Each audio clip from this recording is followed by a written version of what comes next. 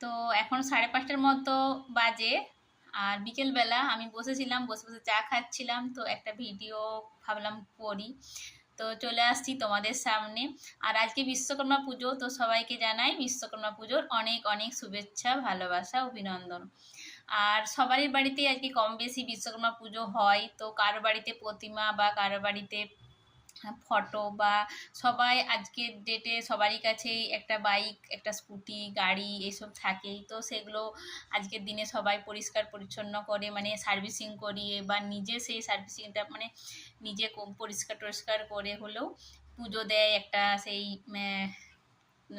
মানে যানবাহন যাই হোক, গাড়ি বা বাইক যার কাছে যেটা রয়েছে তাতে একটা মালা দেওয়া হয়, পুজো করা হয়। তো সবাই ভালো করে বিশ্বকর্মা পুজো এনজয় করো। তো বাই বাই।